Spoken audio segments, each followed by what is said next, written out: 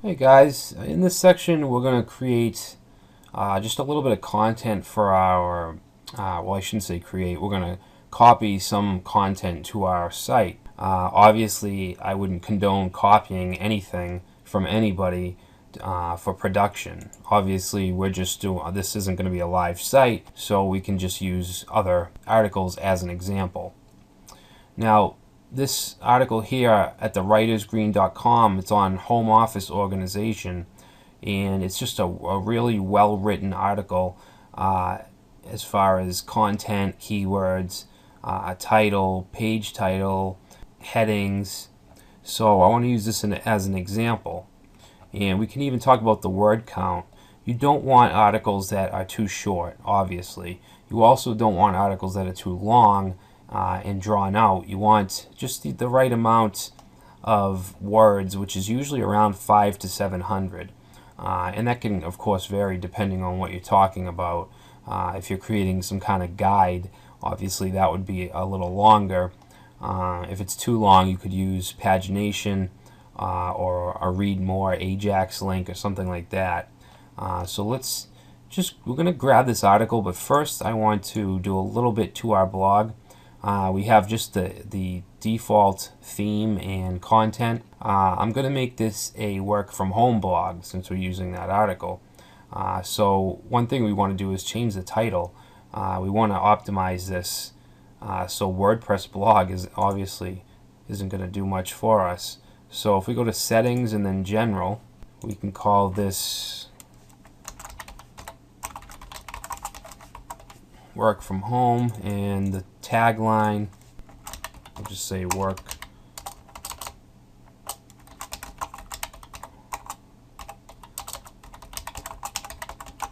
we'll just say the work from home blog. Alright, so let's save that. Now if we reload, we have our title and our slogan.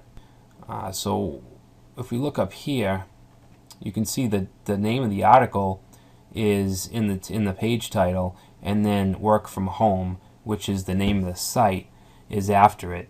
Now, before, I'd say maybe a year and a half, 2 years ago, you would want to cram as many quality keywords as you could into this title, but that has definitely changed. You don't want to have repeat keywords in the title, and it used to be a bad thing if you used the name of your site because that would take up valuable space from keywords. But now Google is focusing more on brands, so it's actually a plus to have the name of your brand either before or after the page title. So let's go ahead and go to posts, and all we have is this sample post, hello world. So I'm going to create a new post, and I'm just going to grab this content, and we'll do more with this after we install some plugins as well. So this is just to get just some content down.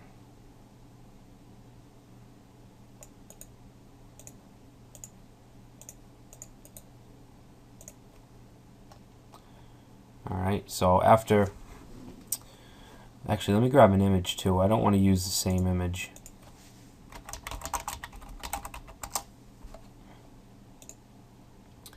Again, if you're doing this on a production site, you don't want to use anybody's copywritten material. Let's see, check this out. Alright, so this is a good picture. Let's just save this. And actually, you know what? We'll do the image optimization in a separate chapter. Sorry, a separate section.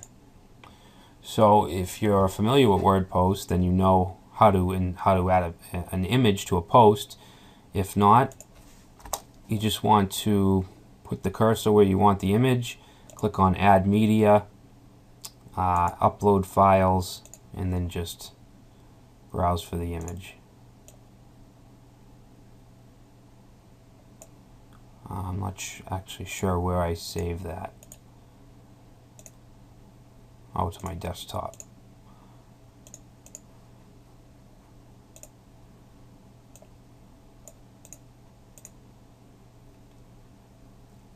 Alright, so I want to insert this into my post.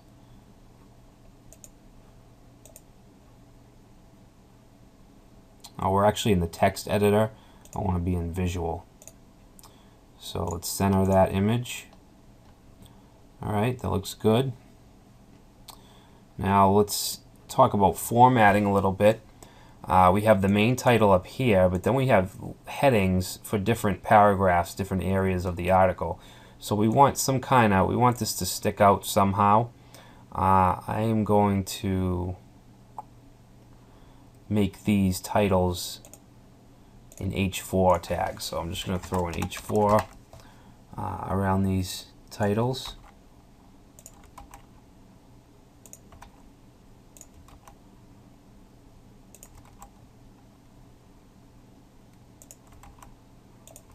Okay, now the ending title.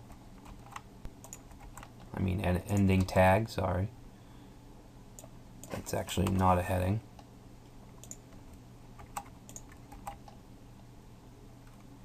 Alright.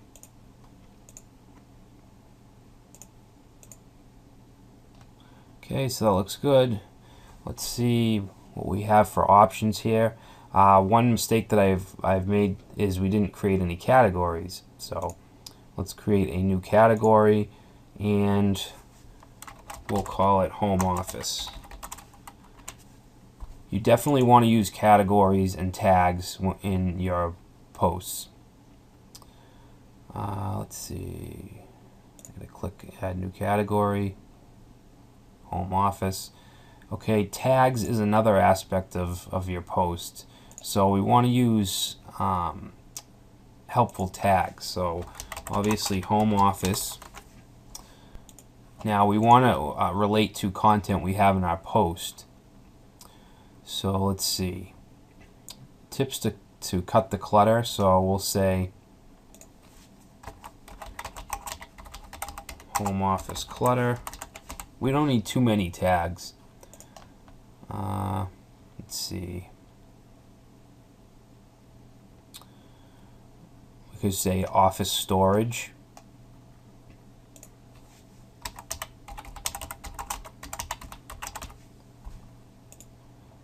And like I said, SEO is not all about keywords. You want to have just nicely laid out articles, and you do want keywords, but you don't want to overdo it.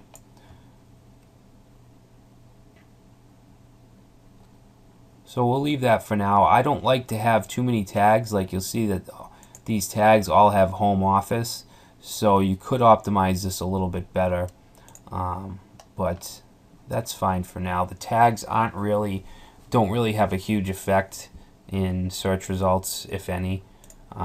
Meta tags, meta keywords now don't mean anything in SEO. So let's save this and look at it from the front end. So let's go to the home page and we have our post.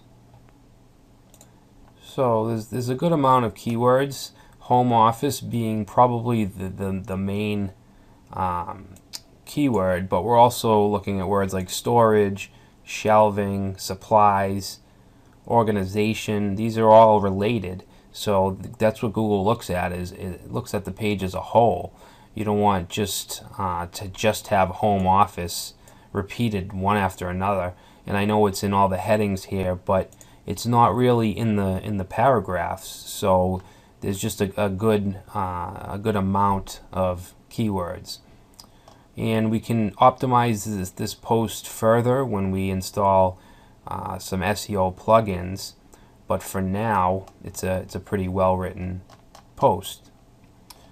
So next we'll get into, let's see, how to encourage comments, because you want to try to you want as much interactivity with users as possible. WordPress is a great platform for that because of the comment system. So in your post you want to try to basically talk your user into leaving a comment. So that's what's next, and thanks for watching. In this section, we're going to be installing and configuring a key plugin for SEO, which is called Yoast, Y-O-A-S-T. And what it does is it gives us all-around functionality for pretty much any SEO aspect of a WordPress website that you could think of. And that has both global settings as well as settings for each individual post or page. So there's two ways we can install this. We can install it right from our admin area, or we can download it and upload it to our site. Just to show you the site, we want to click on this WordPress SEO plugin, and it gives you a little rundown of what you can do with it. And it's completely free and open source. So what you can do is download the plugin, and you can open the archive and then upload it to your plugins folder. But I'll show you the easier way to do that. So I'm logged into my blog admin area, and I'm going to go to plugins and then add new. And I'm just going to search for Yoast. And we can see it's the first one that comes up. It's this WordPress SEO by Yoast. I guess the name of the plugin is actually WordPress SEO, but it's known as just Yoast as well. So let's choose to install that. Okay, so that's installed. Now let's activate it. And you get a little pop-up that asks if you want to help with tracking, and that's basically just sharing information about your site so that they can improve the plugin, but I'm going to choose not to allow tracking. And after you install it, you should see this SEO link. Mostly this is global configurations. We'll also be able to customize the SEO of each post or each page, but this has a bunch of global settings that we can go over. There's a tour if you want to take an in-depth look at everything. And you might want to do that if you're serious about WordPress SEO. The next thing we have is an option to reset the default settings. So basically, if we go through and we make a bunch of changes to the configurations, things like that, and we want to just start over, we can simply click this button and it will let us start over. Next we have tracking. So this is pretty much what we just saw with the pop-up. It'll ask you if you want to provide data to try to improve the component. You can do that if you'd like. I usually leave it unchecked. And then we have some security issues. If you uncheck this and disable the advanced security, then you're going to allow your authors and your editors to do things like redirect posts and add no index to them, things like that. So you might want to keep this checked.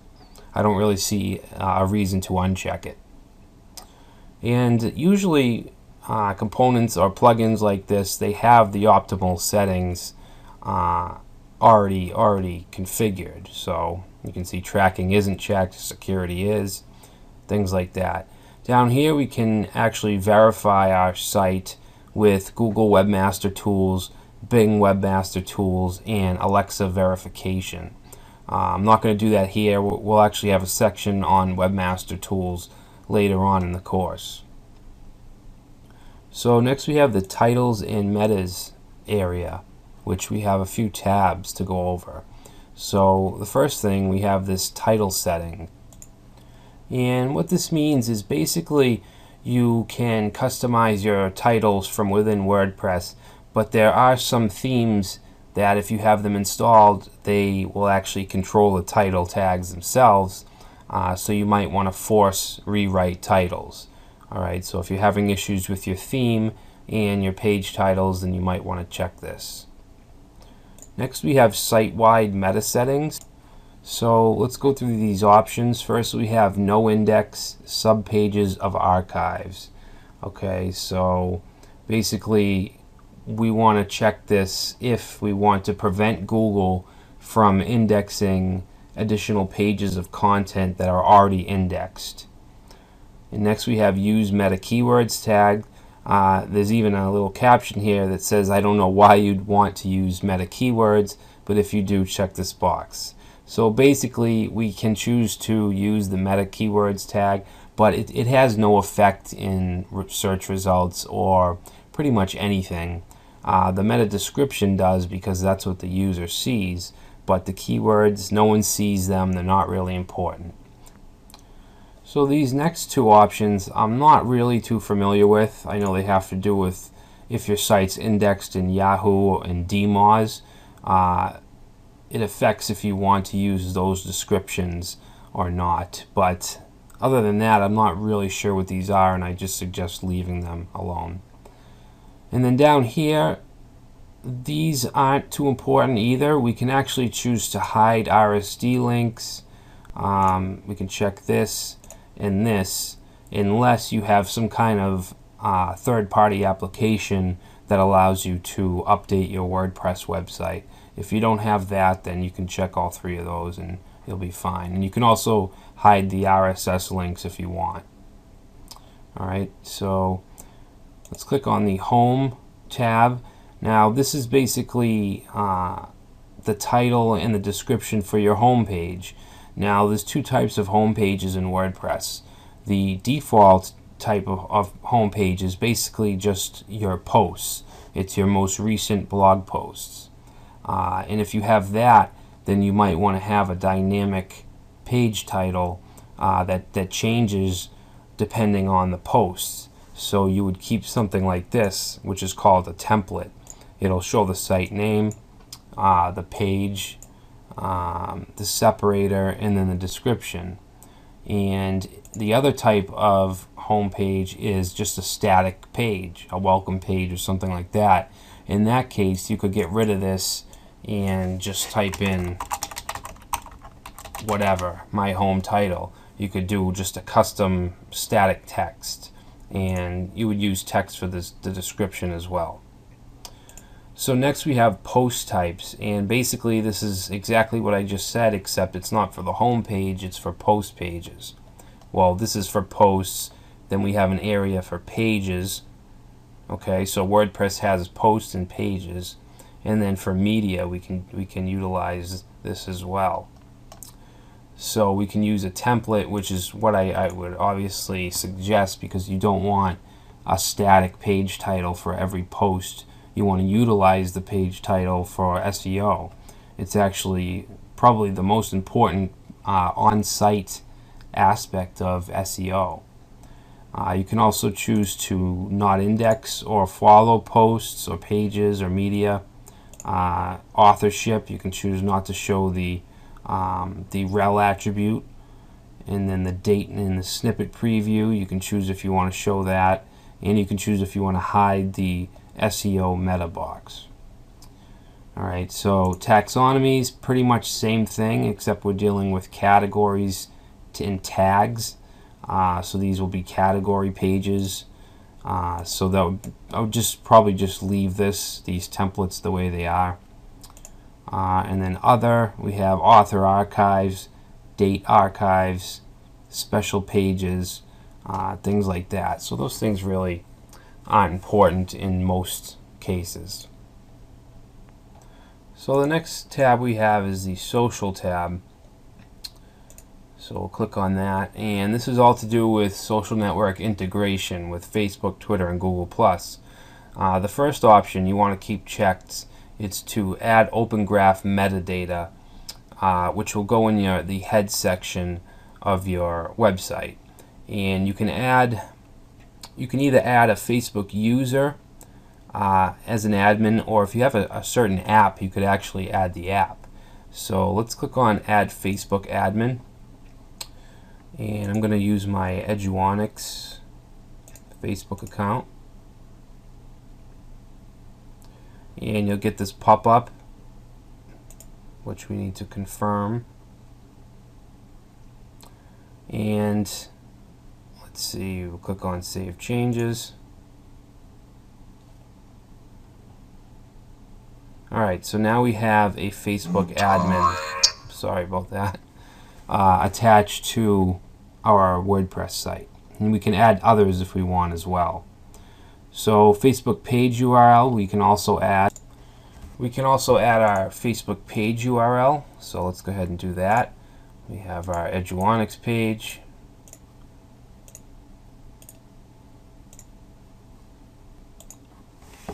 These two have to do with the Open Graph meta tags, but this here, this image URL, this is pretty cool. Usually when you share a post with Facebook, it'll grab an image from the post, but a lot of times it grabs either the wrong image or it won't even have the ability to grab the correct image. It won't even offer it. So what this does is gives you a default image that you can use on posts where you don't have an image for one, or if you can't get the actual post image. But that's not really going to apply if we're using this plugin, if we're using Yoast, because inside of each post we can actually choose manually which image we want to show on Facebook. So I'm not going to put anything in there, but that's just to let you know that that functionality is there. So I'll save changes, and now we can take a look at the Twitter tab. There's not too many options here. We can choose to add the Twitter card metadata, which will go in our head section, so we'll do that. And we can go ahead and grab our Twitter username from our profile. Alright, so now we're connected with Twitter, and Google Plus is actually a very important one, because you want to use Google authorship.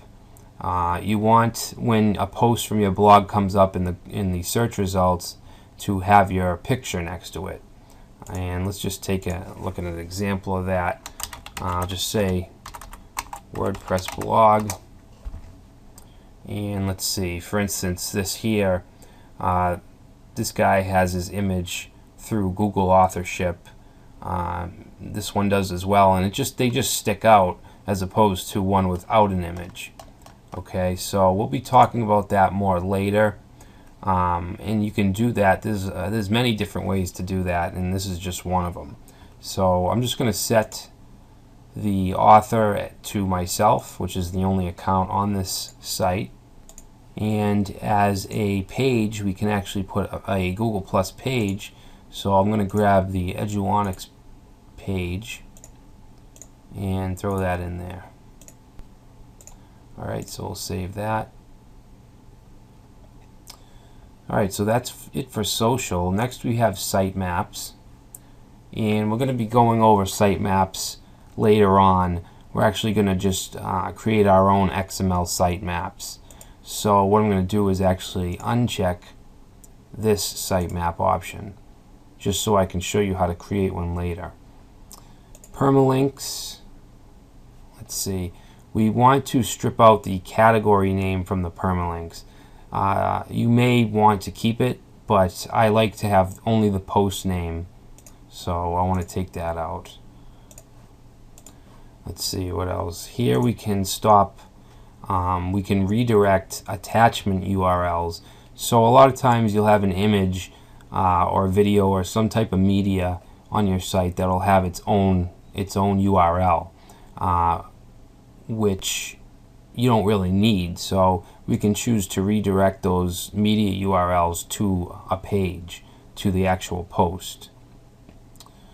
Let's see, so here we have the option to remove the reply to com variables. So that has to do with comments. If you have a lot of comments, you may benefit from keeping this checked. Let's see, so redirect ugly URLs to clean permalinks. Not recommended in many cases, especially if we already have our permalinks all set up, so we'll just leave that. And then here we can choose if we want to force HTTPS or not. We're just going to leave the default. Okay, internal links. So this will allow us to enable breadcrumbs. which is basically just a sub navigation at the top of each page. And we could enable it. We can choose the separator between links, the anchor text for the home page, and I'm not going to do this now, but we may get into this later. It also gives you the code to put into your template to be able to use it. RSS, we don't really care too much about. You can put some content in that you want to show before your feed and after the feed, and you have some short codes down here that you can use. Okay. Import, export. This has to do with importing and exporting your SEO settings, and you can even import and export from different plugins. You can see we have the import from Robots Meta, the RSS footer, and the Yoast breadcrumbs plugin. So we can do that, and we can create an export file just by clicking this export button, and we can also import settings as well. And then finally we have this edit files link, which just allows us to edit our robots.txt file and the htaccess file. So that's it for the global configurations. Later on we will be getting into individual pages, because you have options, certain options on individual posts and pages. So we'll get more on that later. Alright, so a few sections back we installed and configured Yoast. We looked at all the global configurations and set it to what is considered optimal. Now we want to look at the individual post options that we have. So I'm in the home office organization post that we've been looking at, and if we go down, you see this box here. This wasn't here before we installed Yoast. Okay, so there's quite a few things that you can do in this box. One really cool thing is this snippet preview. This actually shows you exactly what your result in Google would look like for this post. So we have our title, which is the same as the page title. If we go in the front end, we hover over this, you can see that's the page title. The title is a little long. I think that we should take out the work for home just to make this look a little cleaner and make it a little shorter. And you can do that right from this SEO title. And it even changes while you type.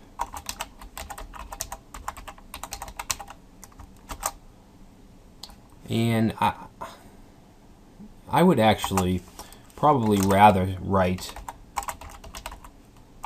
work from home because that's a really good keyword. So home office organization and then work from home, or the other way around. And then the focus keyword we want to be for this post, we want to be home office organization. Okay, and then right after we put that in, these few lines of text pop up and tells us some information about our focus keyword. Now the first one is article heading, so yes, it's found in the article heading. The page title, yes, there's one in the heading. Page URL, yes. Content, yes, has 3 instances, which isn't bad. And then the meta description has 1 occurrence of this keyword. So this is a well optimized post going on this particular keyword. The description, you can leave this if you want, which is just, I believe it's just the beginning of the article. I'm actually going to post in an optimized description. Okay, so let me tell you what's optimized about this. So first of all, it says working from home is a privilege, but it can get messy. This article will give you some tips on home office organization. Now, the first reason that this is a good description is it doesn't go past the character limit for descriptions. A lot of times you'll see half of a paragraph with some dots at the end. It's just not a complete, it doesn't show it all. So you want to have something that's short enough to be able to display all the content, but at the same time you want it to describe your content well. The next reason is we have our focus keyword, which is home office organization, and then we also have working from home, which is another popular phrase or keyword, so that's good as well. And let's see, it also basically matches your page title as well with the focus keyword, and I guess we'll say working from home, just because we have that in the description. That's not needed, but it's just something that I like to do. So that pretty much gives us our snippet. Let's just save this article. I want to see if it updates in the front end. So if I reload and I hover over this, we have our title that we created. If we do a Control U and view the source code, we can see our description.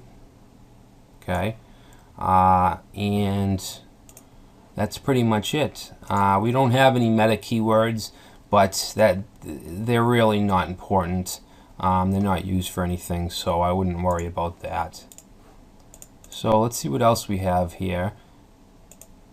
Alright, so if we click on page analysis, it actually gives us a rundown of what we have that is optimized for SEO, what's kind of optimized that could use some work, and then what definitely isn't. So we only have one red mark, which is it's an important thing that we're missing. So this says you have not used your keyword or key phrase in any subheading such as an H2 in your copy. Alright, so let's take a look at our focus keyword is home office organization. So we have a lot of headings with the word home office. We could make that our focus keyword, but that's really common. You want to try to you want your keywords to be common enough so that someone will search for them, but not so common where you have a ton of competition and it'll be impossible to get anywhere near the first page. Let's see, portable home. Now we can change this here, portable home office organizers, to portable home office organization. So let's see what that does. If we save this and go down to page analysis, now that's gone. That red mark is gone. So right now we're pretty good. We can further optimize. Let's see, the keyword density is 82%, which is a bit low. The keyword was found 4 times. So it's telling us that our keyword density is a little low. We could add it to a few more.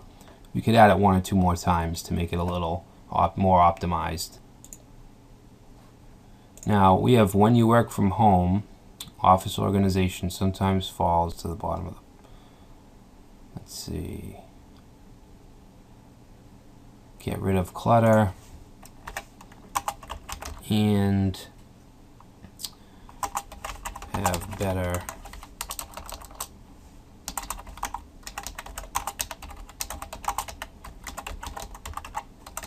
organization. So let's update that and see what we got. Alright, so that potential negative is gone. Let's see, the slug for this page is a bit long. Consider shortening it.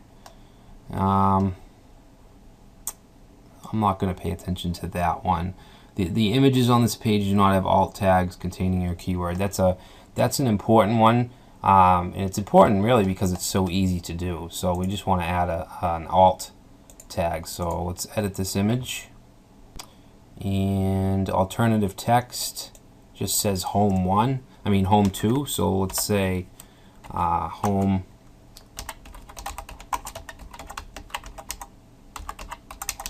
office organization update, And let's update the post.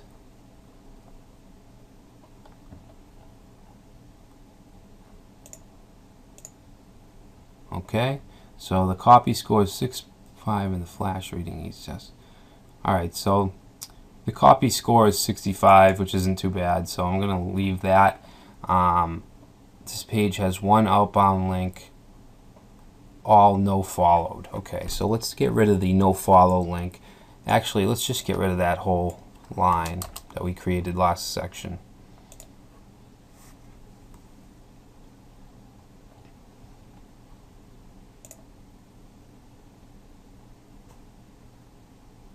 Alright, so now it says no outbound links appear in this page. So let's actually put that back.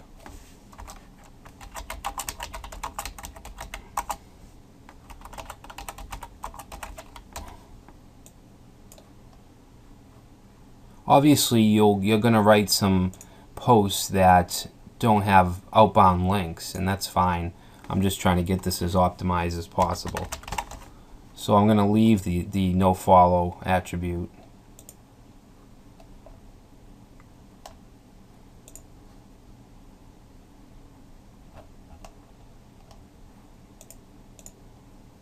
Alright, so this is a pretty well optimized page as far as SEO. So that's all set. Advanced, we have some things about the robots file. We can make it no follow. Same thing, we really went over this stuff back in the robots section. Include an HTML sitemap.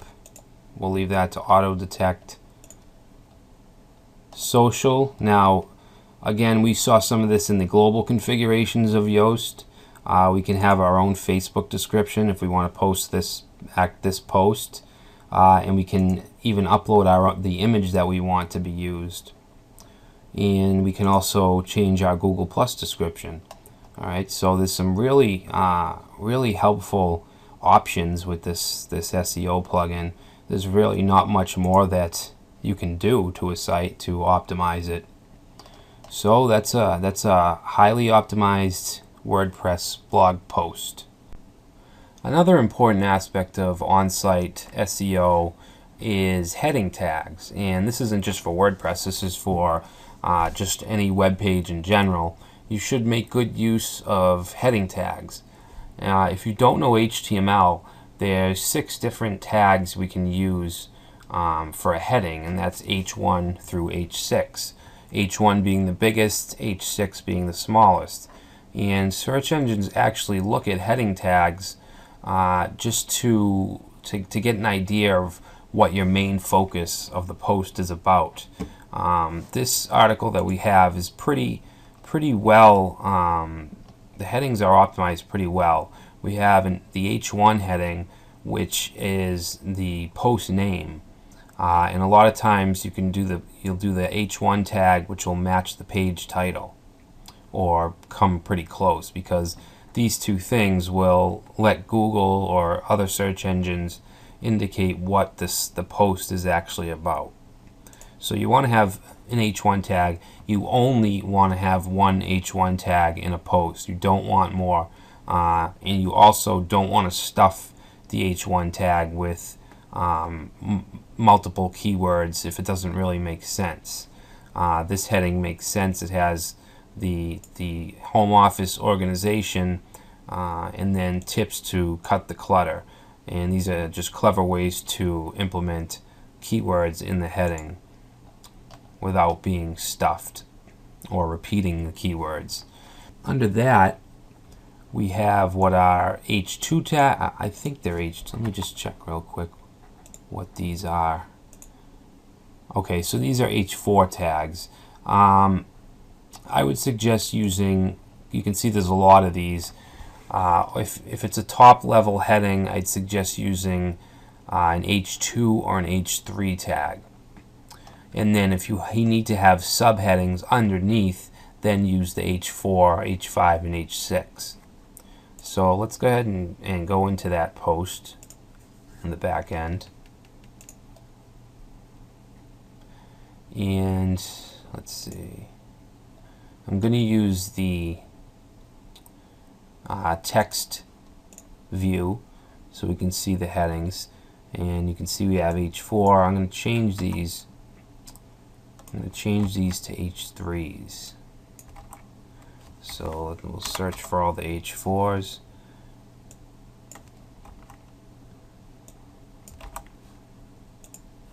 And H1 being the biggest by default, if you don't want your H1 tag to be that big, then you can definitely change that from within CSS. Different templates and even different fonts can display in different sizes. Alright, so let's update that and see if there's any. Alright, so the headings now, the H3 are a little bit bigger with this template. So these are H3s, so let's do some, let's do a subheading. So let's see.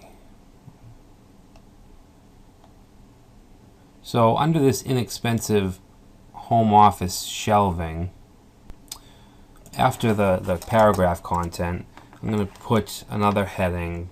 Let's see, we'll say office shelving types. Okay, so let's make this, since this is an H3, then let's make this say an H5. So I'm going to go to the text.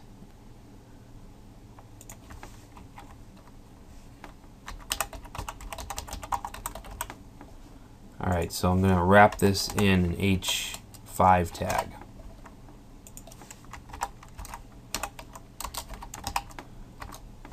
Okay.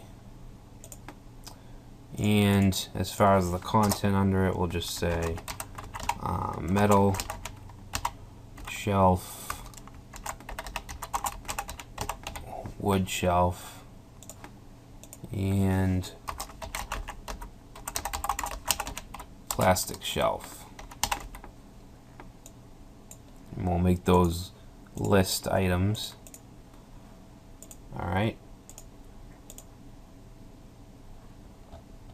So now we have an H5 subheading, which is in the content under the H3 heading. Okay, so this is related to this, so you don't want to create another H3 tag. Okay, you just want to use nested headings. So that's really it. There's not really much more to talk about on this subject, but you do want to use headings in your posts with keywords, but not too many keywords. If you know a bit about SEO, then you might have heard of the nofollow attribute. And what nofollow is, it's an HTML attribute, which we can see here. This is on wordpress.org. It's a very helpful page about nofollow links. You can see here that this link has the attribute rel, and that is equal to nofollow. Alright, so what that means is that this link, the page that this link goes to, will not be factored into the site's search engine results. Alright, so if there is no rel tag, then it's follow, and the search engines will consider this link when they rank the website. Now, WordPress, I think it's been since version 1.5 that all blog comments, all the links inside of blog comments are by default nofollow. And that was to combat spam, because people would just leave their links and no helpful comment. So that's the reason that they've done that. There's been a lot of criticism about the nofollow attribute, because people feel like if they're avid readers of a blog and they participate and leave helpful comments, they should be able to get that backlink to help their blog and their website. And that's totally understandable. But I guess just the number of spam comments that were being left was just overpowered that. So I would think that that's why WordPress decided to do that. And they even have some articles going to articles that are bashing nofollow. you can disable nofollow in your blog if you want your commenters to be able to leave their link and actually get credit for it as far as Google search bots. We have do follow, follow URL, do follow, and no follow case by case. So there's a much bigger list you can look at here. Just look at this page, it's really helpful. As far as the content itself, the blog post itself, you could manually add a nofollow link if you want, but we also have a plugin called Ultimate Nofollow, which gives you this nice option to add it to your link, this graphical option. So I'm going to download this and just install it. So I'm in my WordPress site. I'm going to go to Content and Plugins, and we'll go ahead and install this plugin.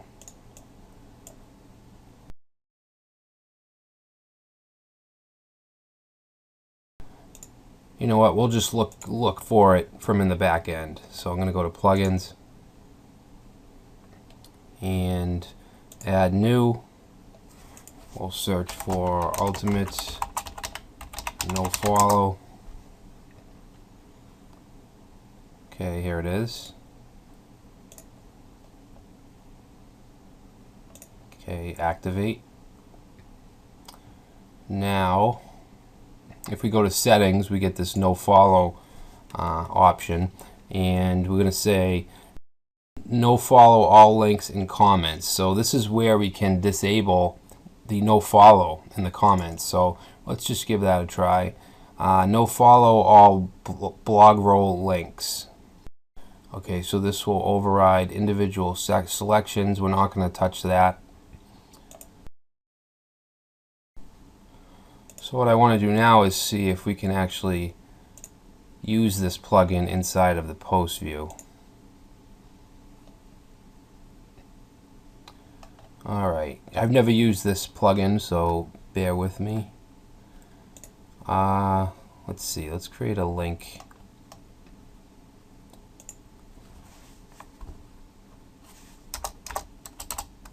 Let's just say you can find more info here. And let's see, let's add a link to this. Alright, so here's the functionality right here. Add rel nofollow to link. Let's just say google.com. So let's save it without checking that first. So we'll update this post and go ahead and reload.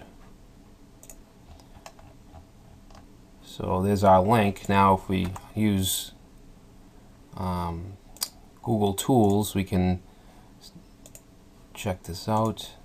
Alright, so you can see here it's just the href attribute and the link.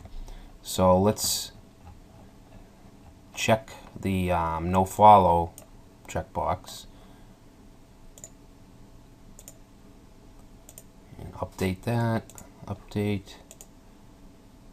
Reload. So now you can see it has the rel nofollow. Alright, so nofollow is usually recommended for paid links because Google does not want people purchasing links on a website for SEO. It's fine for advertisement, so that's why if you are going to do that, if you ever purchase a link on another website, you probably want that nofollow, because if Google catches on that you're trying to boost SEO using that method, it could give you some negative effects. Alright, so as you guys know, social media and social networking are a huge part of not only SEO, but also just to promote your brand and drive traffic to your site. So you need some method to be able to quickly share whatever it is that you're doing or posting on your site to the major social networks. So there's a lot of things that we can use to do this, but one of the best ones that I've seen that I use is Add This, and it gives you icons and text and buttons to quickly share your website content. And it's not limited to WordPress. They have Joomla components, they have standard just HTML you can insert in a static site, and it works really well. So if we just go to, I'm actually going to sign in. You don't need an account, but let's see. But it's good to create one because then you can see all your statistics and things like that. So if we go up to get the code and share buttons, and you can see there's an option over here to get sharing buttons for a website, Blogger, WordPress, email newsletter. We're going to click on WordPress, and let's see, the easiest way to install Add This is to log into WordPress and configure it there. Okay, so these instructions are for new folder. Okay, so log in, click on plugins. Alright, so it's telling us the best thing to do is to install the plugin. So if we go to plugins, add new, and search for Add This. Okay, so share buttons by Add This. We have follow buttons as well. So let's install the share buttons. We'll activate that. Okay, so step 7, to start setting up your new Add This widget, click on the settings in the left sidebar. Okay, so we should now have Add This share. And we have a few different options of how we want to display these things. We can have icons like this. We can have the buttons with the text. We can have small icons. Another post. Let's just use the default icons. If we click on Add This, now we can choose to show where we want to show these buttons. We can show them on the home page, pages, archives, categories, excerpts, clickbacks, address bar shares, copy text. There's just a lot of options here. We can integrate analytics. I'm going to choose pages, categories, archives. I just don't want it. Actually, yeah, we'll display it on the home page as well. Let's just see what's going on here.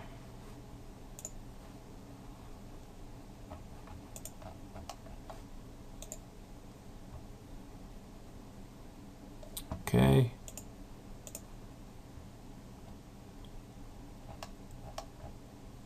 And you can see now down below we have our buttons at the bottom, and we have our icons at the top. And let's see, we can click on Facebook and we get this pop-up. So we could share this. I'm not actually going to share it, but you can write something about it. You can share it on a page. Alright, so if we want to share it on our Eduonix page, we could do that. Twitter, you can easily log in and post a tweet that'll link to the article.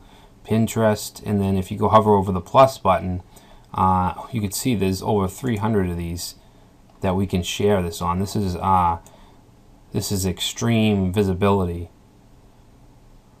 Just everything. So networks I've never even heard of.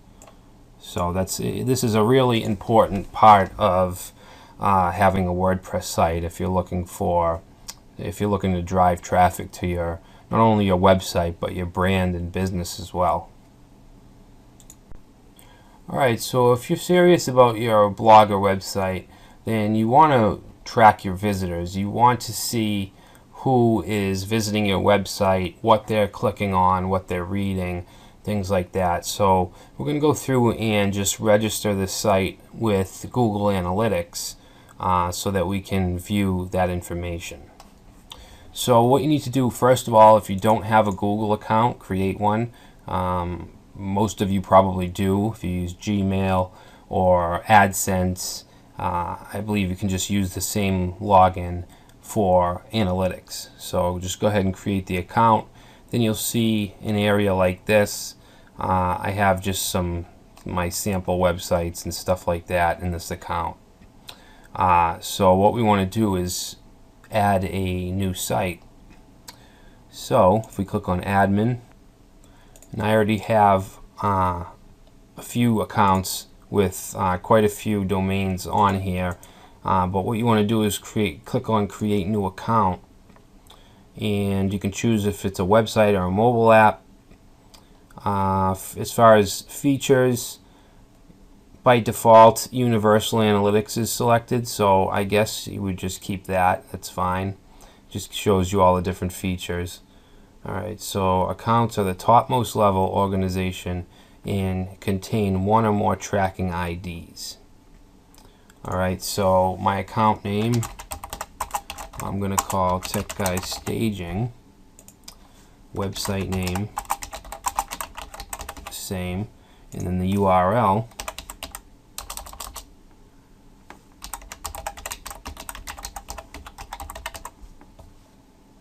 industry,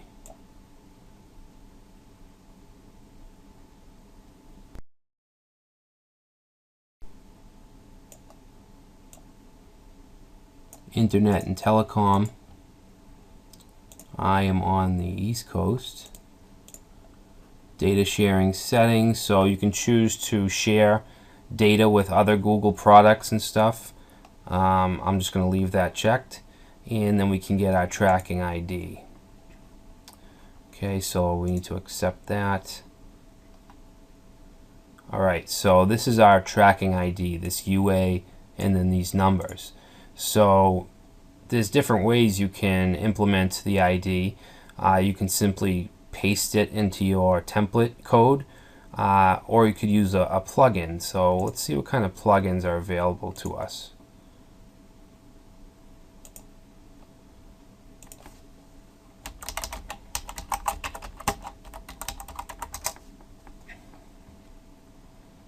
Alright, so this looks good, Google Analytics. So we'll install that. We'll activate it. And we should be able to access it under settings. And all we have to do is put in our ID for this website.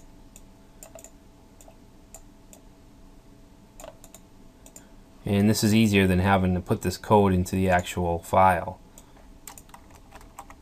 Click Save Changes. Alright, settings saved. So that should be it. This isn't going to be available to us right away, I don't believe.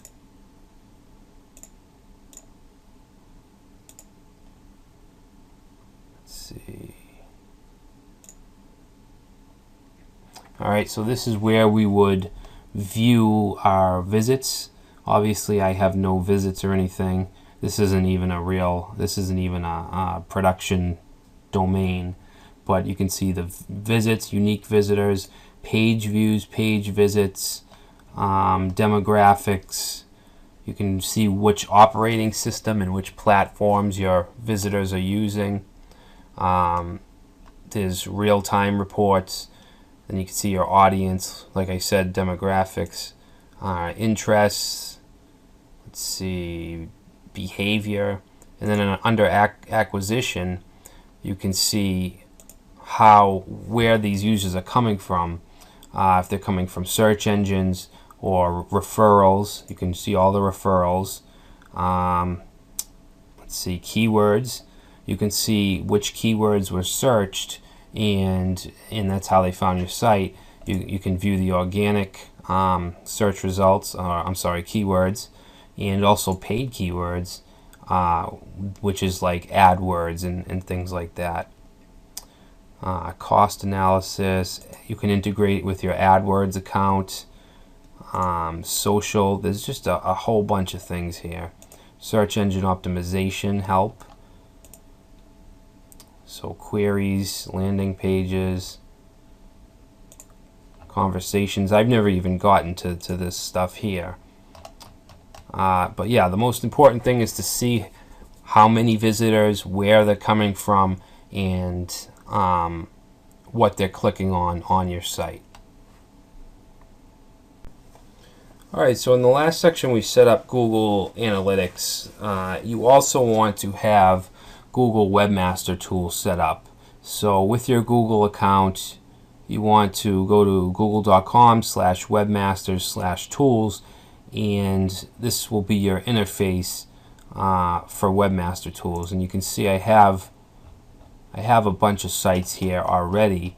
What you want to do to add your site is just click on Add a Site, enter the URL. So in our case is going to be what is it going to be? Tech Guy Staging. Notice I have no www. You do have to add, well, you should add both versions of the site. So we're going to add this one first. Alright, and now to verify that we own this domain, there's a few different things we can do. We can download an HTML file and then upload it to our site. And then there's also alternate methods, domain name provider, HTML tag. We can verify through analytics, which we'll try next, and then tag manager. So let's do the recommended method. And whoops, you don't want to click verify yet. You need to download this file. So I'm going to download that to my desktop, and then I'm going to upload it to my root domain. Where'd it go? Maybe I didn't download it to my desktop.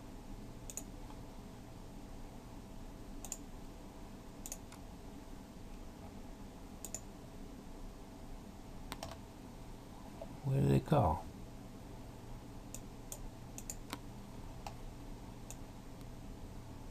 Alright, here it is. So I'm going to upload that using FTP.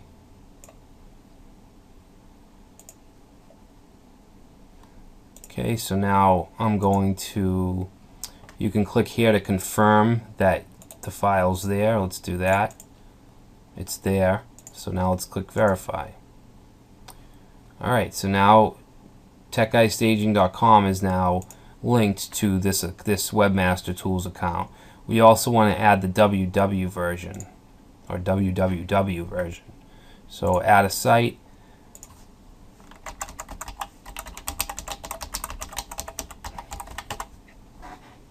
Now this is really easy because it's going to ask us for the same file that we just uploaded. So all we need to do is click verify, and then it's verified.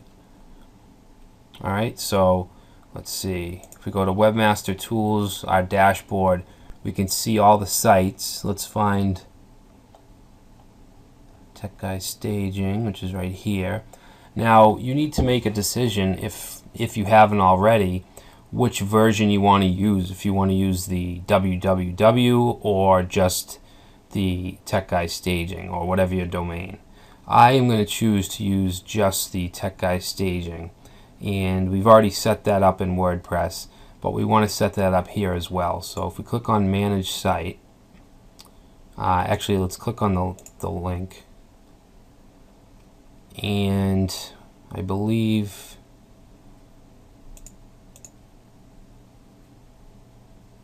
Labs. I'm trying to figure out where we do this.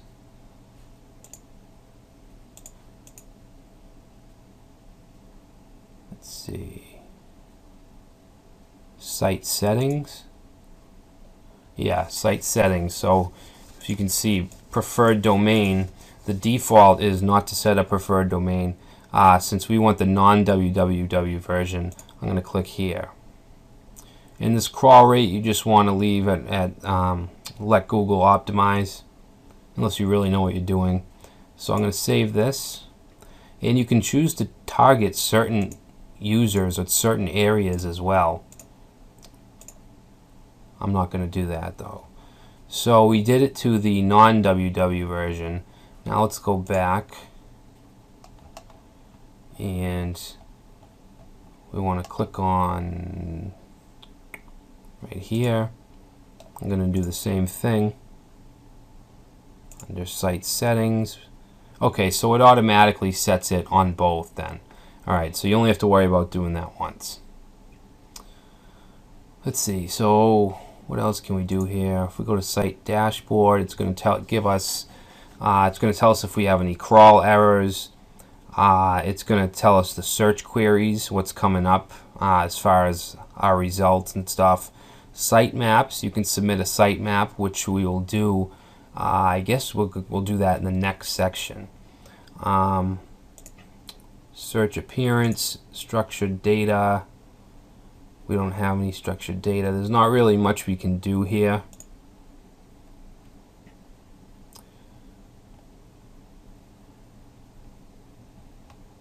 Alright, HTML improvements. It's not going to give us anything because we're not really we're not in the system yet. But it can actually recommend HTML improvements for us. In search traffic, of course, we can see all our queries. Links to your site. Alright, so any inbound links to your site will show up here. Not all of them, but the ones that Google does detect and feels like putting up. Internal links, which would be sites that your site's linking to. Google Index, you can check and see if a page if it's indexed or not. Content keywords. Remove URLs. If you want to remove a URL from the Google Index, you can do that. Maybe it indexed your admin link or something like that. You could remove it. Crawl errors and statistics are available. Okay. Fetches Google. Now my domain, techguystaging.com, I have a robots text file that is nofollow or no index, so we're not going to find any of my pages in Google for this domain, but this is what you would do. Sitemaps, block URLs, it'll check for security issues, and let's see, author stats.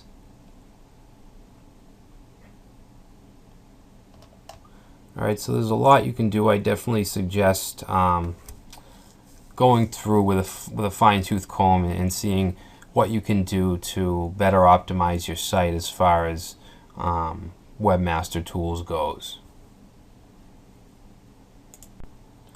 Alright, so in this section we're going to talk about sitemaps, and there is some controversy. Some SEO experts think that sitemaps don't help anything when it comes to your search results. But even so, even if they're not, there's still a good thing to have, just to have a document that outlines the entire structure of your website. You can have HTML sitemaps for your users, but we're going to create an XML sitemap. Alright, so there's a few different ways to do this. I've always used this site and service, xml-sitemaps.com. If you Google XML sitemaps, this is the first link that comes up. That's how I initially found it, but I've used it ever since. And you don't need the Pro service if you have under 500 links or 500 pages on your site. So now for the domain, we're not going to do this on Tech Guy Staging because that's just my staging domain. I have a bunch of folders in there which are separate platforms, separate sites, so we're not going to use that. What I'm going to use is one of my personal blogs, technology.com, which is also a WordPress site. So let me go ahead and type that in there. Frequency, you can choose if you update it hourly, daily, weekly, monthly, whatever. We'll say weekly here. I'm going to use the server's response, and priority, I'm just going to keep it at the default of none. And now it'll go through it'll go through each page of your site and add it to the document. And the time you have to wait will range depending on how big your site is. This site isn't very big. I don't have too many posts.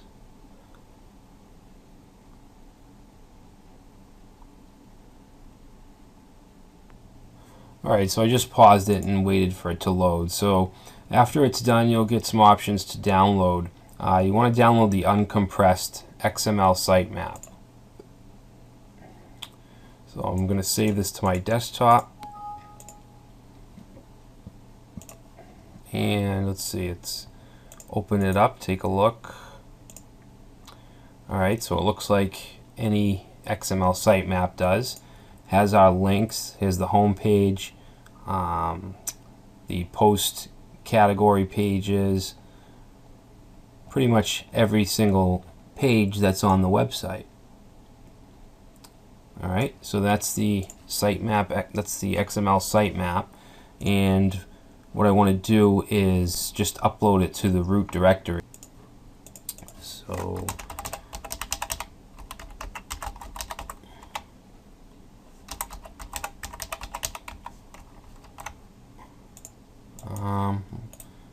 let me just get my password real quick. Alright. Okay, so now I'm in the root directory of Taxonomy, and I'm just going to grab my sitemap, bring it over. So now if I go to technology.com/sitemap.xml, now we have our sitemap. Okay, so that's all set. Now what we want to do is add the sitemap to Google Webmaster Tools. So let's go ahead and go to Webmaster Tools.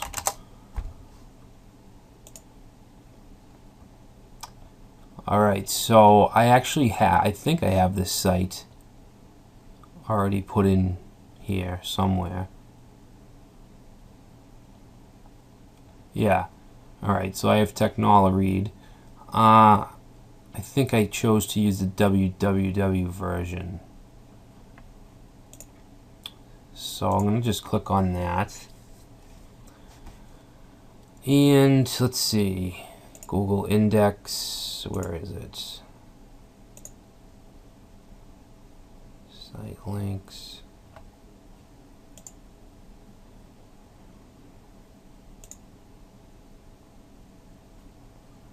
Huh. I know there's an option for sitemaps somewhere.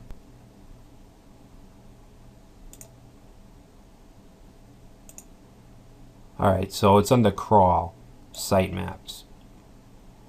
Okay, so what we want to do is click on add/test sitemap and then just put in sitemap.xml. Alright, so sitemap submitted. Refresh the page. And there it is.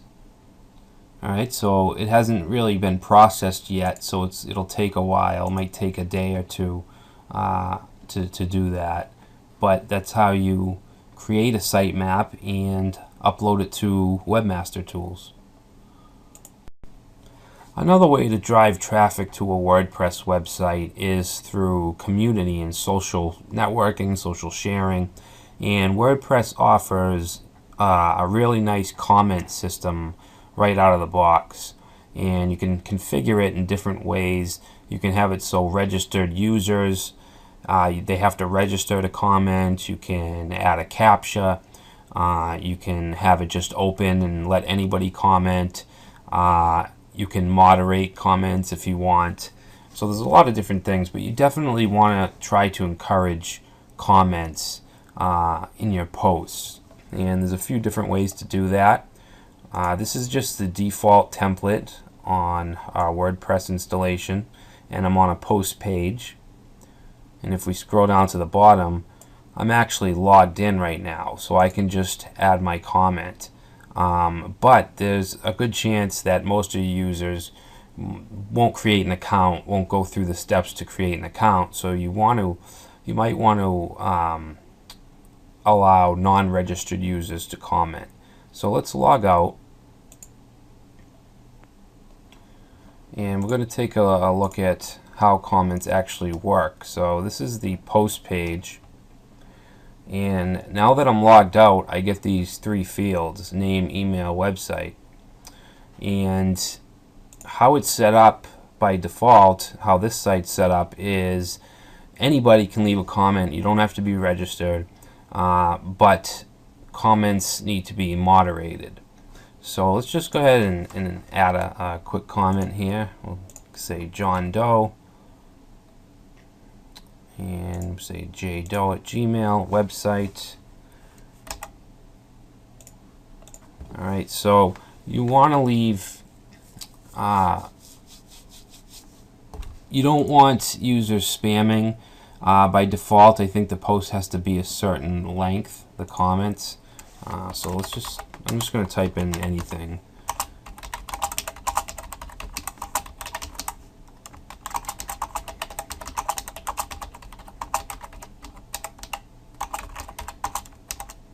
And I love your blog. Alright, so let's go ahead and post that. Okay, so we can now see our comment, but if you look right here, it says your comment is awaiting moderation. And how I think this works is only you can see this until it's moderated. And let's look at what we have. We have an image which is just pretty much a blank avatar, because this user isn't registered at our site and doesn't have his own image. Then we have the name, and if you can see, if we hover over the name, it goes to his website that he typed in, and that's why a lot of people are spamming comments on WordPress and other blogs, other types of blogs, because they're trying to build link juice through their comment. So sometimes you'll see just even this post right here, this is really considered spammy because it doesn't offer any helpful insight. It doesn't ask a question. You know, it's nice to be thanked, but someone with a comment like this would most likely be trying to just build links to their site. So you can see also we have a reply, so people can reply to posts. Let's go ahead and log into the back end and see what's going on.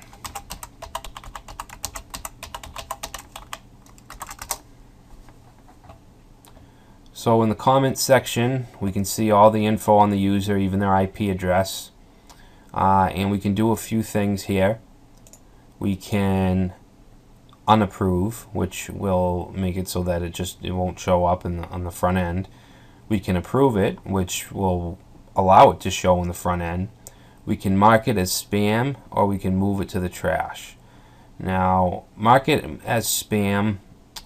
I believe if you choose this option, then if this person with this IP address tries to leave more comments, it'll go to your spam box, but I'm not positive on that. So let's approve this comment. Okay, and we'll click apply. And let's go back to our front end. And now you can see that there's no moderation link here. The person can even edit their own comment. Okay. Now you want to encourage comments because it can be really helpful as far as driving in traffic. So in this article, I would suggest putting something at the bottom to encourage comments. So let's go to our posts. Alright, so down at the bottom, we'll just put a short sentence. So we'll say, hope that enjoyed our post on home office organization.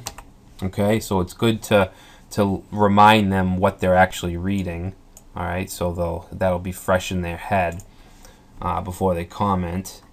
And we'll say, if you have any tips or anything else to add, please leave a comment below. Alright, so that'll be the last thing that they read, which will encourage them to actually leave a comment. So we can update that, and the changes show on the front end. Alright, so that kind of gives them just a little push to leave a comment. Let's look at some of these settings that we can use for comments. So if we go to settings and then discussion, this gives us a lot of different options. So here we have default article settings, attempt to notify any blogs linked to from the article. Let's see, allow link notifications from other blogs, which are also known as pingbacks and trackbacks. And everything that's here is all the default settings. Allow people to post comments on new articles. You want to keep these checked. Let's see, comment author must fill out name and email. Alright, so that's checked by default. Users must be registered and logged in to comment. I would suggest leaving this unchecked because, like I said, users that if they need to log in to leave a comment, then there's a huge chance that they just won't. Automatically close comments on articles older than 14 days. I would keep that unchecked. Enable nested comments, and you can choose how many levels deep you want that to be. Let's see. We can make it so that we are emailed at any time someone posts a comment or a comment is held for moderation. Let's see.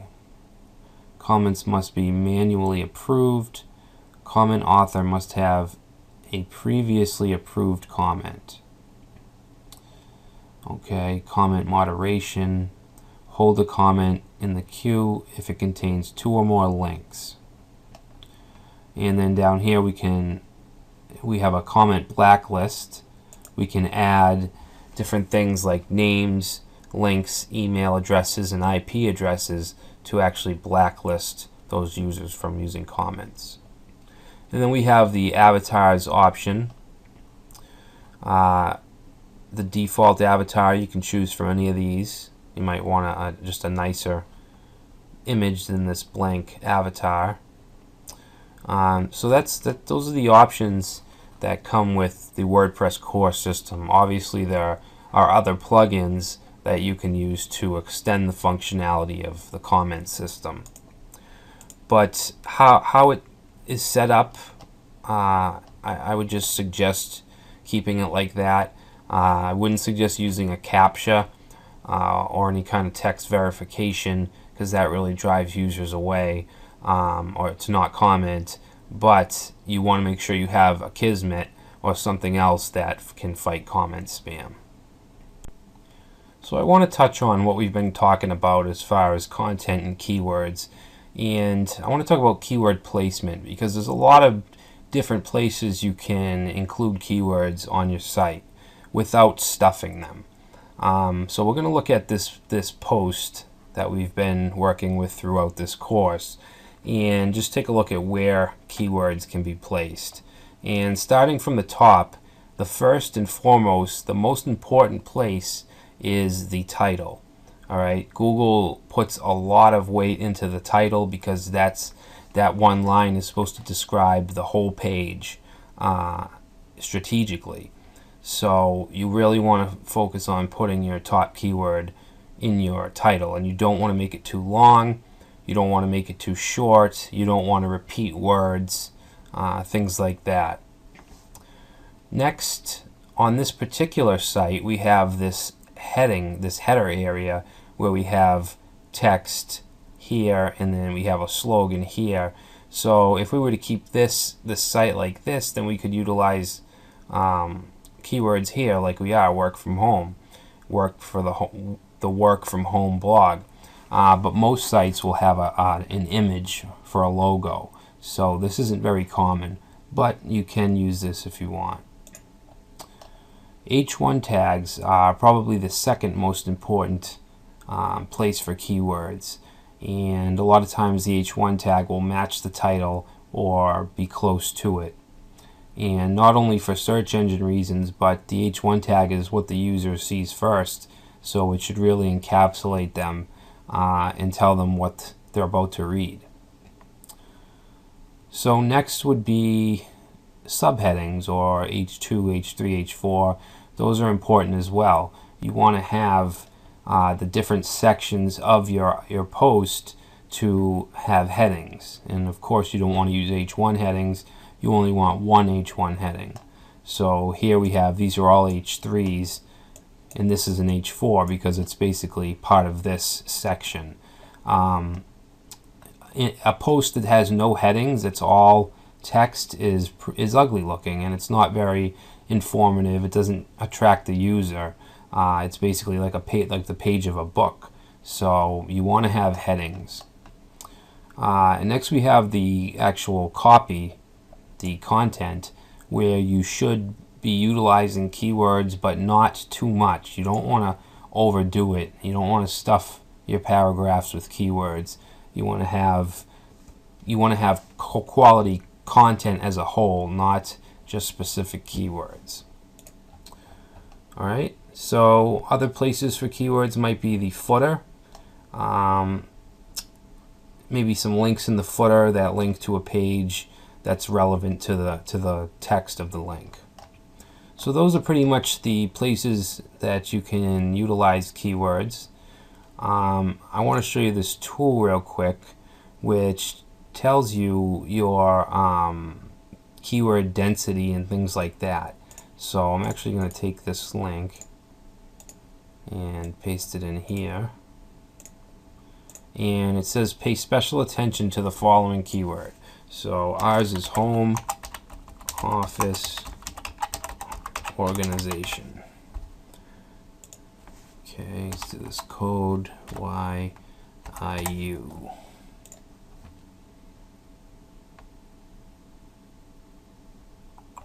Captcha failed. TFOSF.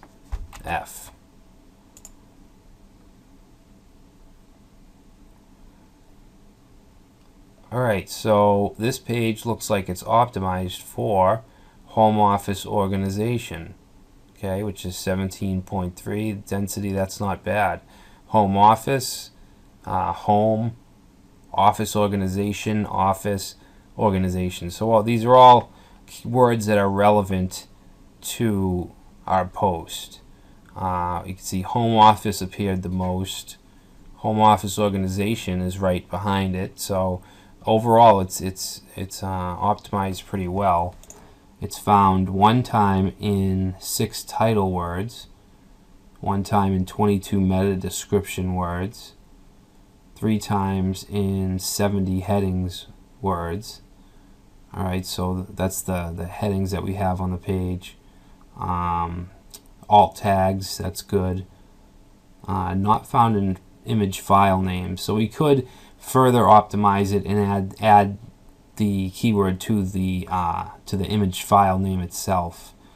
And also not found in bold text, so we should actually bold some of those keywords as well. And then down here you have single words, home, office, organization.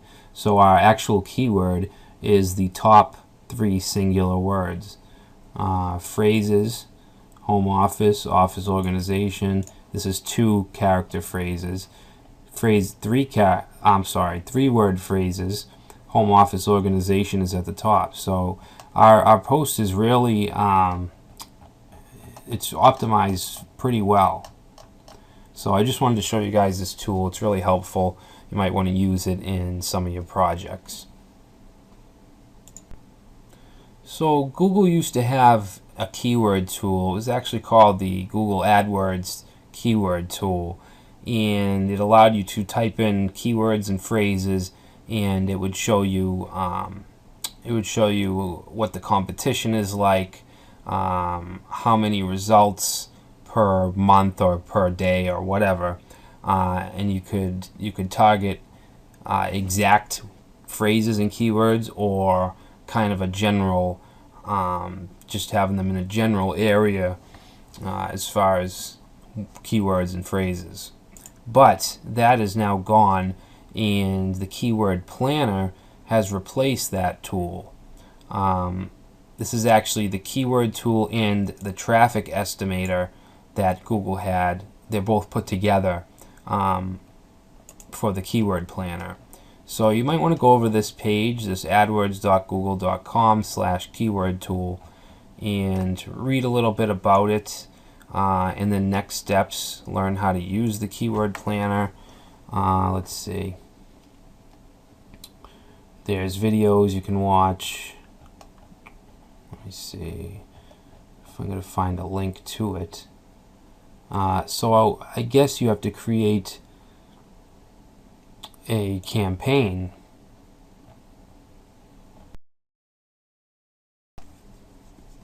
So under Tools and Analysis, we want to go to AdWords. That's where it's available to us. Let me sign in here.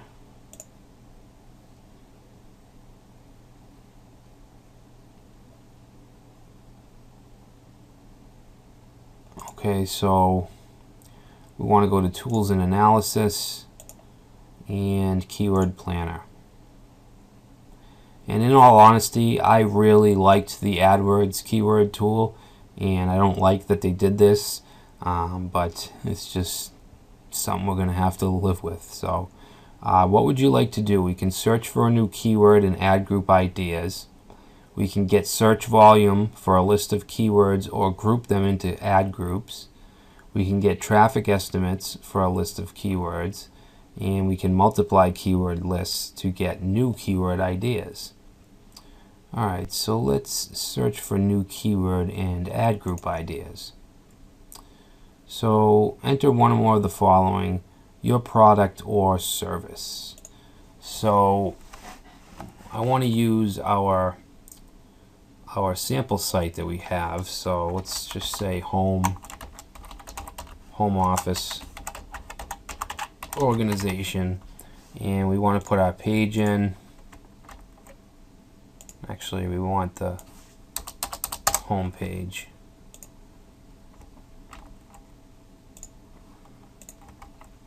Okay, your product category, I'll say business, I guess. Office.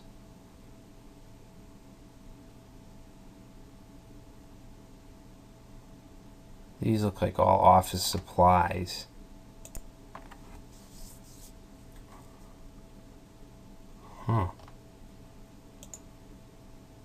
Okay, we'll just leave it as that. Alright. And let's see, keyword filters. Let's say get ideas.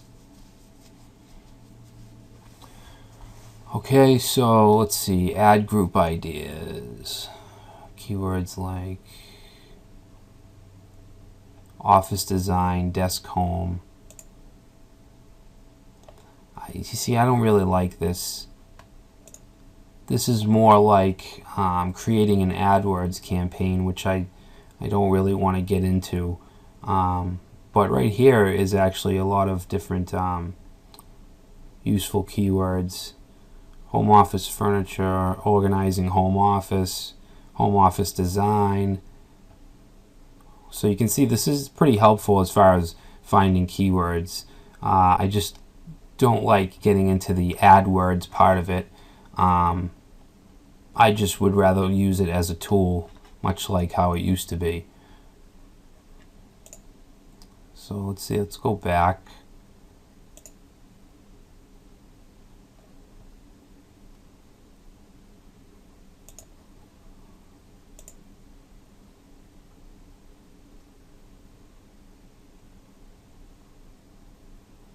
Start over. Alright, let's try this. Get search volume for a list of keywords. Alright, so let's enter home office organization, work from home. We could upload a file if we want. Targeting is fine. Let's see what we got.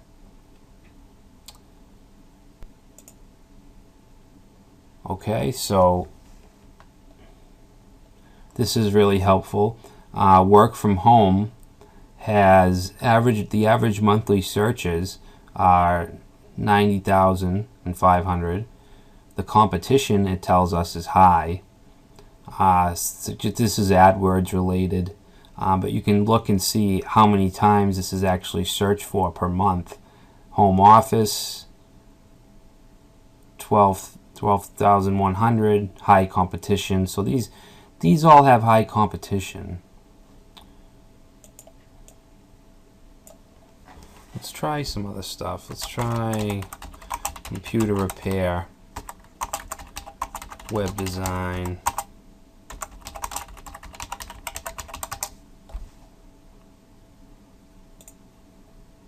And you can search for anything at all. Alright, so web design is 40,500. Computer repair, web development. Alright, so that's pretty low, web development. So you can log in here and just look around. There's a lot of different things. If you do want to use AdWords, I'd suggest using this in your strategy or your campaign. But generally, I like to use this just as a standard keyword tool.